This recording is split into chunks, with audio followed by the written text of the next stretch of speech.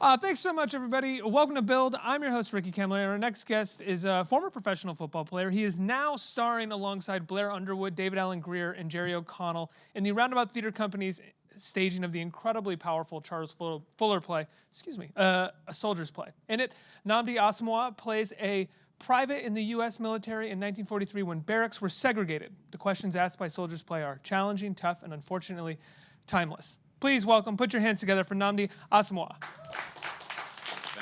Thank you. 1943, right? Is it 43? Is it 42? Well, 42? 43 to 45, so we just say 44. Okay. Just make it easy, 40. Right. Yeah. I love this play. It is not a play that was on my radar. This is the first time it's been staged on Broadway. Incredibly challenging, and the production of it, what I love about it is that the production of it is extremely accessible and funny and beautiful, but at the same time, it's asking very challenging questions in terms of how we talk about race, how we talk about white supremacy, how we talk about America's idea of a meritocracy, and the sort of weight that puts on anybody that is not sort of born with a certain amount of privilege. Like I said, the questions that it asks are timeless, you know. How did you get involved? That was well said, actually. Oh, thanks. That was really well done. No question at the end of it, though. Yeah, that's good. Well said without doing my job. Yeah. How did you get involved in it, and what attracted you to it? I got cast in it, and it was the fact that it was going to be on Broadway. I'd never been on Broadway before. I've done one play in my life. It was off Broadway, a wonderful play called Good Grief. And then I got cast in this, and it's the Broadway stage. So, you know, there was no way I was going to say no. I was familiar with the film. So they made a film. The play was originally done in 81. It started in 81. I think 3 years later, they made a film called A Soldier's Story, which, you know, a couple Academy Award nominations for that film. And that's what I was familiar with. So I knew the story in that sense. I didn't know the play. But I got cast in it, and, you know, it was a no-brainer after that. Of course I want to do it. Of course I want to be on that stage and see how that feels and carry on this legacy of the play. Now, I've had you on this stage before, but never alone, and I'm sure you've gotten this question a lot. I'm fascinated how a professional football player becomes an actor. Where did that drive come from, and how did that happen? I can't say that there was one specific moment where I said, you know, I'm going to be an actor, but I remember around my second or third year, a good friend of mine, it was the off season, and we had voluntary workouts, and so it's voluntary. If you don't come, you know, there's a mark against you, but it is voluntary. And his brother was getting married, so he was going to have to miss Thursday and Friday so that he could travel to his brother's wedding.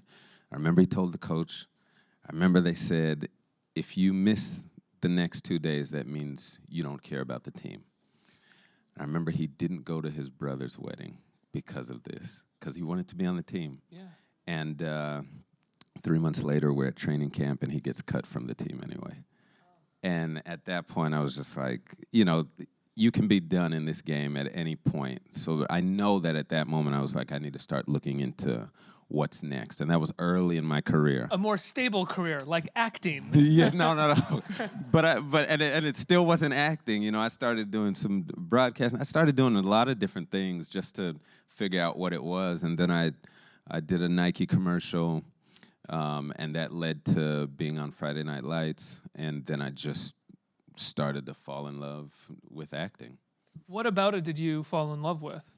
I guess the fact that I could tell you that last year's play, Good Grief, and then coming into this year's play, that live environment really was great for me because it mirrored football in a sense. You know, that you're breathing the same air as the audience. You know, there's momentum. You kind of feed off that, even though you're not really supposed to because you're supposed to be on your stage. But it does help you perform. You can't go backwards. You know, there's no do-overs. Stage is also very much a team-oriented sport. I mean, team-oriented, yeah. Film and TV is collaborative, but the stage itself, because it's such a finite period of time that everybody's working together and so fast, it's very much a collective team effort. And you can't drop the ball. You know, it's similar in that. I mean, they are vastly different occupations, I'd say, but there are those similarities. You know, it is a bunch of people coming together, you know, for a common purpose. We don't know each other's, you know, beliefs or anything like that, but we are a family, we are a team. We're trying to get one goal done, and if the director and coach is really great, then we're inspired and we can go out and we can, you know, do it for the team. So there are a lot of those similarities that I really did cling on to.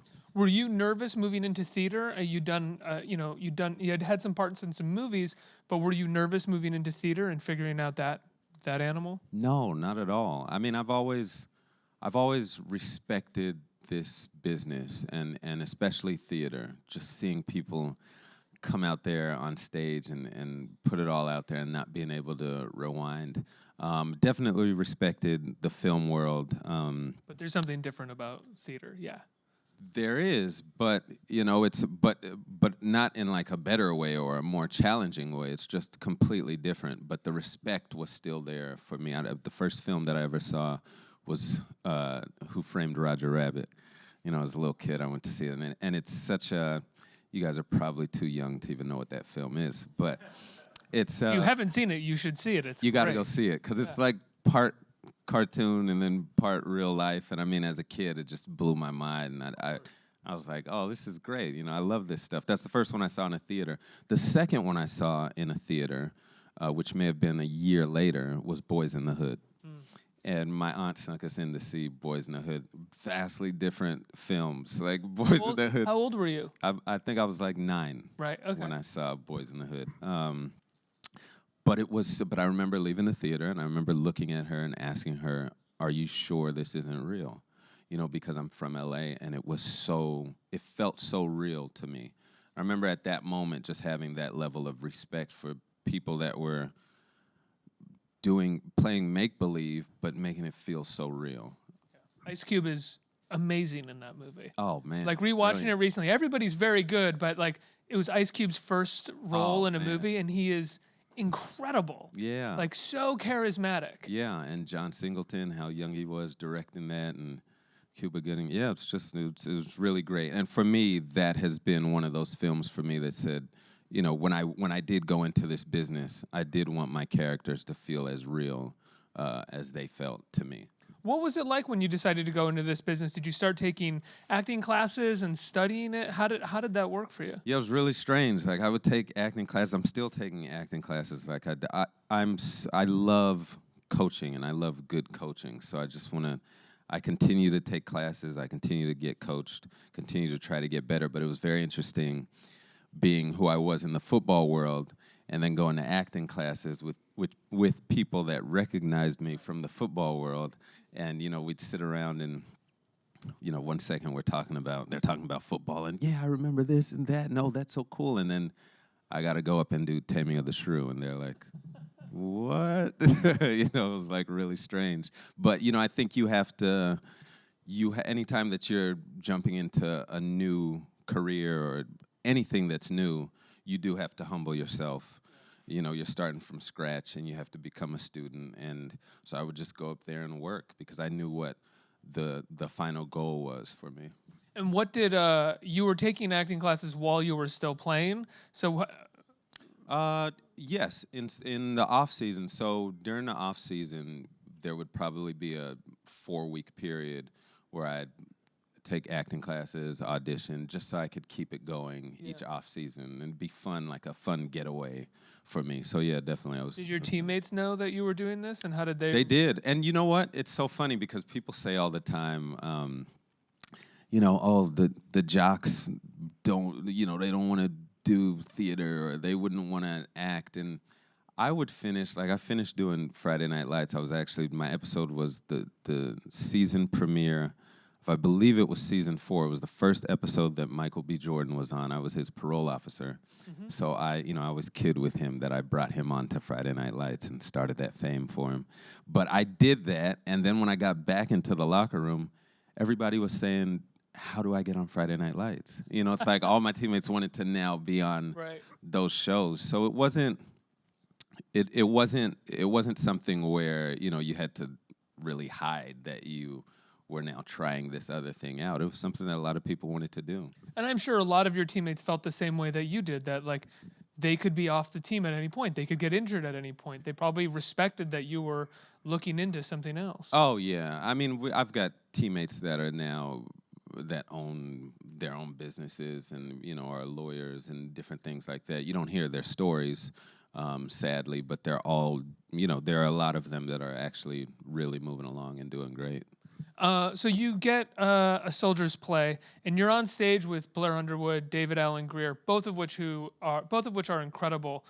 David Alan Grier, like I've been a fan since In Living Color, since I was a little kid. But watching him on stage is wild. He's amazing in this role. What is In it Living like? Color was basically a stage, you know, because it was live for him all the time, and he talks about it. You know, he's pretty much been on a stage his whole life, especially Living with Color, sitcoms, stand-up comedian, you know, all of that. So he's at home when he's on stage, and I learned so much from them, you know, from David and from Blair, and pretty much all the guys that are up there, because they've all done 20, 30 plays, 40, 50 plays each, and this being my second, I'm just like trying to find out every little thing that I can learn, and Blair has been so great. And he's like, you know, that thing you just did, that was really great, but next time turn to the audience because there's no camera and they have to be able to see you. You know, so he'll give me like little nuggets like that really, I mean, you learn this stuff in school, you know, if you studied it in school. But oftentimes all school is and all studying it is just doing it. You learn it by doing it, right? And yeah, same thing that you're experiencing. You're now doing it and you're learning it. It's true. I think I learn best when I learn in the fire. You know, I played safety in college, and I remember when I went to the NFL my rookie year, they moved my position to cornerback, which are two very different positions, and we played a specific style with the Raiders called man-to-man for a cornerback, which is the most difficult way to play the position. So, why is that? Because you don't have any help, and you have to pretty much follow the receiver wherever he's going, but you have to get there before him. You know what I mean? And you have to do it going backwards. You know, and you're by yourself doing it. So it is the most difficult way to learn, but it was the only way that we played. It was what we knew, and I had to learn that in the fire. And I learned it, and I picked it up, and at that point, I started to realize I think I learned best in the fire. So being on the stage and having not gone to school, having not done it a lot, I think it's actually suited for someone that learns in the way that I do. Your character is one of the few who's willing to challenge David Alan Grier's. So is he Sergeant? David Alan He's the sergeant. He's the sergeant, right? And so you have these sort of explosive moments with him. What was it like working that out with him in rehearsal?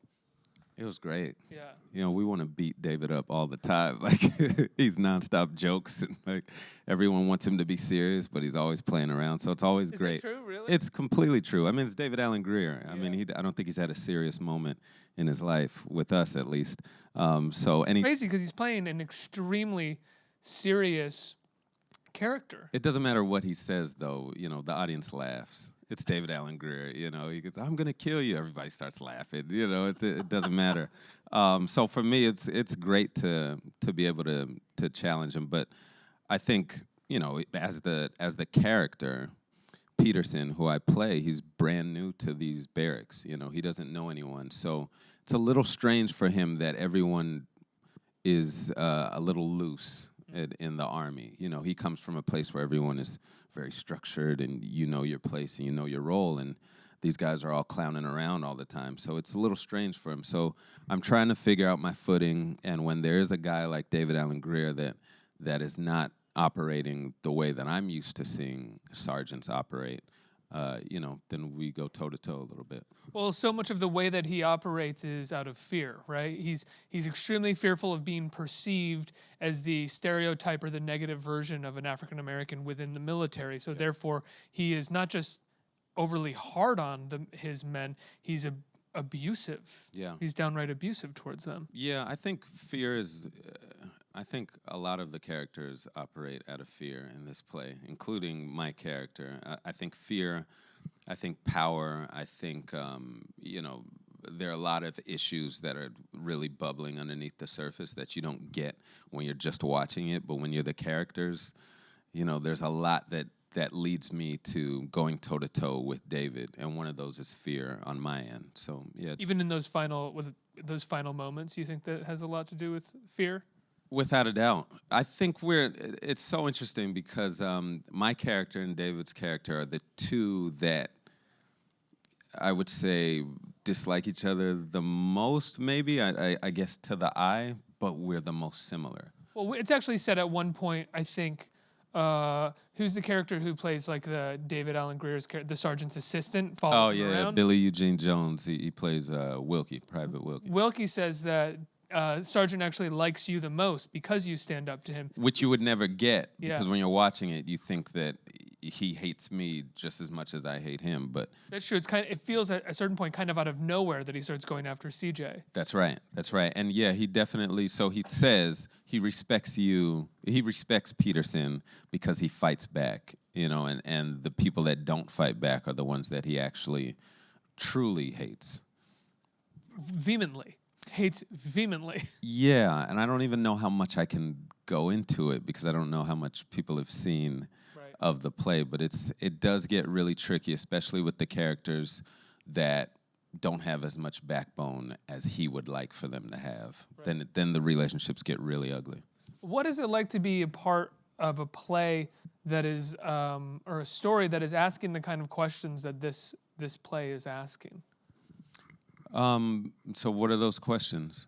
Well, I think oftentimes when we tell stories, I think specifically in this moment, we want to show everybody in a positive light. We want to show victorious stories, and this one is not that. Yeah, This that's one right. is something about the dilemma and the challenge of being a minority in this world. I obviously cannot speak to that. Sure. But I don't know if the sergeant is necessarily the main character, but his dilemma causes him to be a villain at one point, and certain monologues that he has sound like they could come out of the mouth of a white supremacist at times. Yeah, I think it's really important. I just think the not only the interracial issues that the play confronts, but also the intraracial issues that it confronts within the Black community. These are things that we don't talk about, a lot, and definitely not publicly. So I think the beauty of it is that we're able to be on this stage, and it's very brave and vulnerable to show that side of us that we all know very well, but we also try to keep to ourselves so that not everyone is pointing, saying, oh, they do have these issues amongst each other. So it is very... it's a vulnerable place to be in, but I think we're all proud that we've been able to do it and bring it to the stage. Yeah, and those issues amongst each other are also, the play does a really great job of still making sure that it's clear that those issues exist due to the imposition of being a minority and being looked down upon. Yeah, it's 1944. It's and at the end of the play, we try to show the similarities between then and now. But the army was segregated. The country was segregated, and especially in the army. I mean, we were going to fight for the country, but we weren't given the same opportunities to fight for the country. There's this thing called the double victory that soldiers at that time were working towards. African American soldiers is the victory of, we beat the Germans, but then also the victory of, if we can show white people and other people in the country that we're fighting for this country, then maybe they'll allow us to be citizens just like them when we come back. And then you start to see that, obviously the civil rights movement is after that. So it didn't change that much. Switching gears just a little bit, you just premiered a movie at Sundance. We did, yeah. What movie is that? Sylvie's Love. Yeah. Stars myself and Tessa Thompson. Eva Longoria is in it, Asia Naomi King. And it's a love story. It's completely different from a soldier's play. Like, it's just fun. It's two kids that fall in love over a summer in 1957 in Harlem, and they go their separate ways after that summer. They reconnect 5 years later and realize that they still have feelings for each other, but their careers and their lives have gone in completely separate, different places. So they're trying to figure out if they can still make it work. And it's just, I mean, it's one of those films that you can just escape in and sit down and watch and enjoy, and you don't have to feel like, you know, there's any big message that you have to take away from it. It's a romantic film. And it's you and Tessa Thompson? It's myself and Tessa, yeah. And what was it like working with Tessa? It was great. Yeah. I mean, she's been doing this for so long. She's so cool. She's so cool too. Yeah, and just really great. I learned a lot from her. She also comes from the stage, which I really loved. When you're going into characters that are in 1957 or any period that's not right now, you know, there's a tendency to bring a caricature of that person to your work, and she's just very cool. She was very much brought a lot of herself to the role, and yeah, she just really shines. It's a lovely story. I can't wait for everyone to see it. You know, the Sundance world has seen it, and the reactions have been just phenomenal for the film, and I think people are really gonna love it. Oh, great. We have time for a couple questions from the audience. Who has a question? Hi, you. Hi, how you doing? Hey man, good. What was it like working with Lakeith Stanfield in Crown Heights? Oh yeah, that was great. So you did that one, right? We were just talking about that before we started. We were talking about that because we did a build series with Keith, and I believe our director Matt Ruskin was in that too. But Keith, do you guys know that Tom Cruise, when he was on Oprah, when he like starts dancing on the I mean, that's Keith in every interview, you know, like he figures out a way to just be silly, and I don't know if he's still doing that, but that interview, the first time I ever interviewed him which was for Short Term 12, he had never been in anything before that, so no one knew who he was. And I remember watching the movie and thinking, this guy's great, and he showed up and did a British accent for the whole interview. When he left, for years I thought he was British. It wasn't until the next time that I interviewed him where I was like, oh, you're not British? Yeah. And he was like, why do you think that? And I was like, you did a British... And he's like, I never did that. It's like, yes, you did, Keith. He is hilarious. Yeah, and he is, you know, one of the most talented people that I've ever worked with. And it's been great to sort of see his trajectory and what he was just in this movie, Knives Out, and was really great in it. And so it's been great to see him sort of rise in the way that he has. One more? Hey. Hi. I know you sort of touched on this a little bit, but are there any skills or things that you've learned from being a professional athlete that you've carried over into the performance world? Yeah, I mean, tons that I've carried over into being a producer. Just all of the leadership skills that I learned in football, I've brought that over to being a producer. But I think an actor specifically, it's very interesting. We were talking about man-to-man, the style of cornerback play that I did with the Raiders especially. Your job is to really read body language and to, I guess, react to what's happening in front of you. And I developed that skill for so long that coming into acting, it's so similar that you're reading body language and you're reacting. You know, acting is basically reacting, you know, and you have to sort of understand where someone is going kind of before they get there and just be in the moment. So that's a big skill that I've been able to just bring over. And I would have never thought that they had anything to do with each other, but they do, and it's really helped. Nnamdi, thank you so much for coming by and talking to us. Congrats on the play. I appreciate it. It's currently at the American Airlines Theater on 42nd Street, right? Yes, yeah. And I look forward to seeing Sylvie's Love. Sylvie's Love, yes. You're going to love it. I can't wait. Everybody give Nnamdi a huge round of applause for being here. Let's hear it. Thank you.